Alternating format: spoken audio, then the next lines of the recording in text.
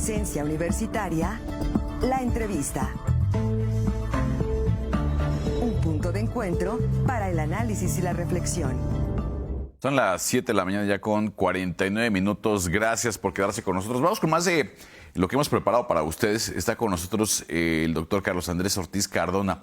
Él es coordinador científico del grupo Tiempo y Frecuencia y a quien le agradecemos su tiempo. Doctor, ¿cómo está? Muy buenos días, gracias por acompañarnos. Muy bien, Marco, muchas gracias por la invitación.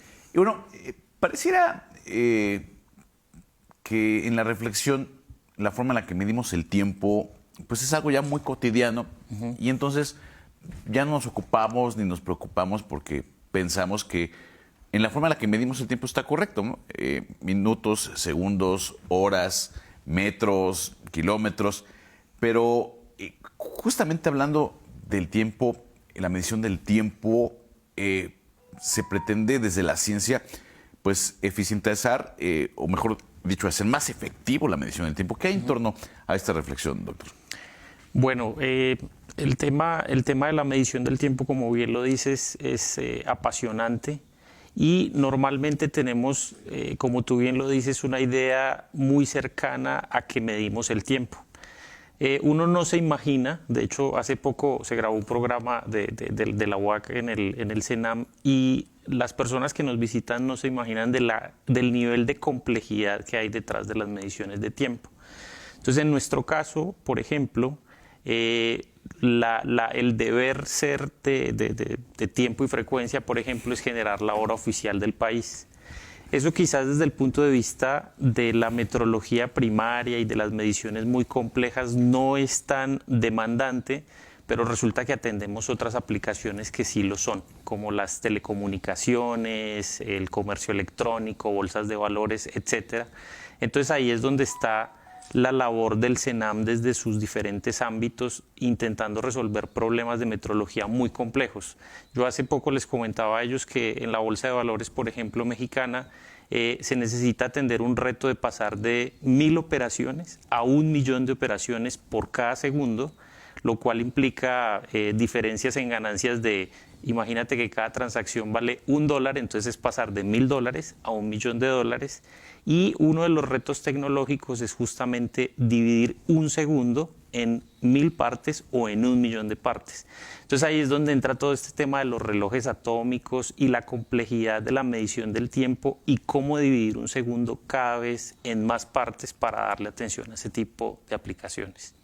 Luego entonces, pero no es tan sencillo entonces la medición del tiempo ya en ese tipo de operaciones o en otro tipo de áreas, por llamarlo de alguna forma, doctor. Sí, en general la metrología es tremendamente compleja. Entonces hay retos enormes en la industria farmacéutica cuando quieres, por ejemplo, poner nanogramos o femtogramos de un fármaco, porque de repente si pones más o menos es un peligro para la población. Ahí es donde entran todos estos temas.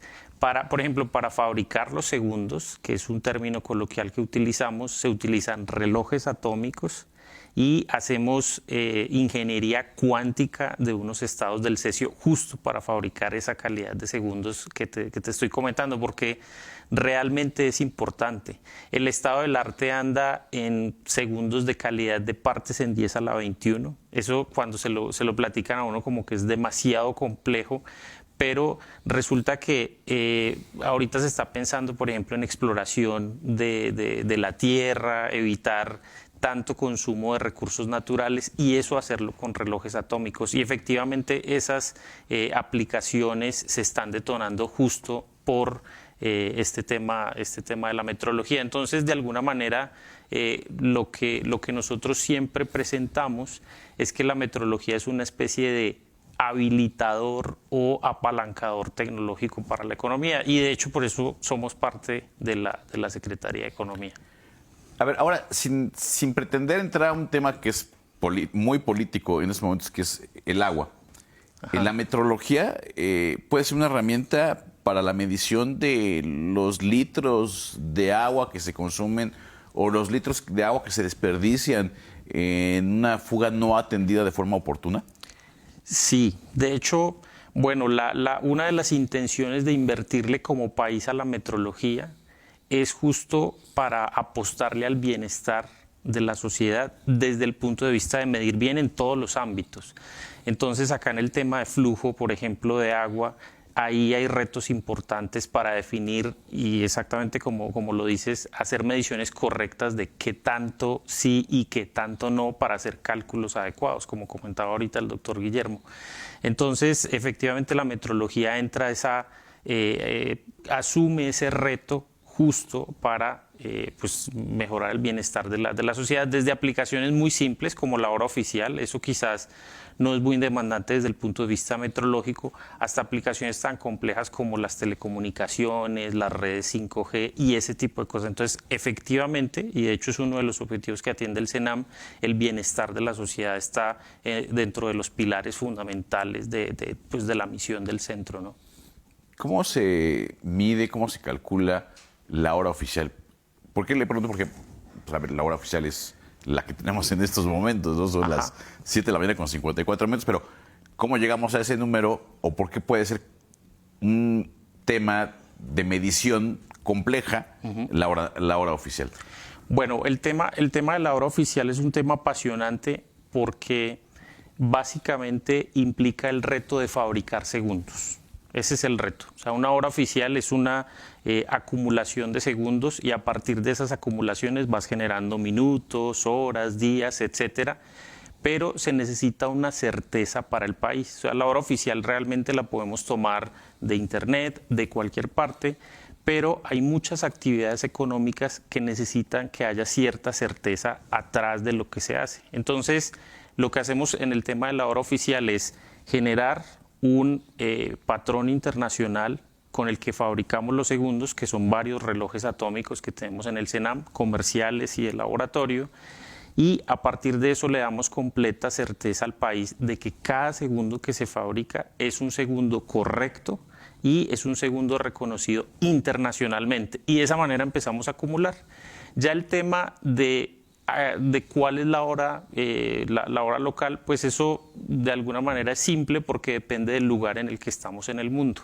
En general, todo se define respecto al meridiano de Greenwich, por allá por Inglaterra, y como una recta de números reales, hacia la derecha le sumamos horas y hacia la izquierda le restamos. En nuestro caso, por ejemplo, estamos a la izquierda del meridiano de Greenwich, entonces solo le restamos ciertas horas, 5 o 6, dependiendo de la zona horaria en la que estemos, o si estamos del lado derecho, Tokio, le sumamos horas. Entonces, muchas personas, la pregunta que se hacen es, ¿cuál es la necesidad de invertir en ese tipo de cosas si yo tengo la hora en mi tableta? Es justo. Y el problema es que esa hora necesita cómo entregarse. Entonces ese es el reto. Nosotros diseminamos nuestras señales utilizando servidores, se llaman servidores NTP, que básicamente sincronizan máquinas. También utilizamos enlaces de fibra óptica. Dependiendo de la aplicación, nosotros diseminamos las señales que generamos de modo que la aplicación esté efectivamente sincronizada. Eso por un lado, porque la hora de la tableta no tenemos forma o sea, como que no hay una señal física con la que la podamos obtener. Y lo otro es el tema de la trazabilidad, que es una cualidad muy importante de las cosas que hace el CENAM, y es que cada medición que se hace está reconocida internacionalmente. Entonces los mexicanos podemos estar seguros de que cada segundo que se fabrica en el país tiene el tamaño correcto y está sincronizado con los segundos internacionales. Ese es justo el valor que ofrece el centro.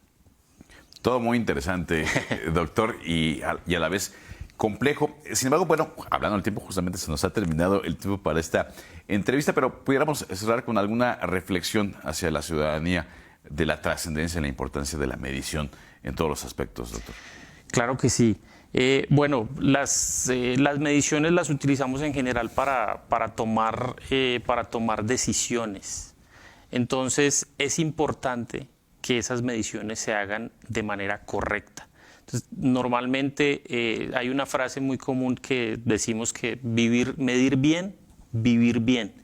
Entonces eso pues debería ser importante para todos, porque en muchos ámbitos las decisiones que tomamos basadas en mediciones pues tienen mucho impacto en nuestra vida cotidiana. Con eso nos quedamos. Muchas gracias. Gracias al doctor Carlos Andrés Ortiz Cardona por haber estado con nosotros.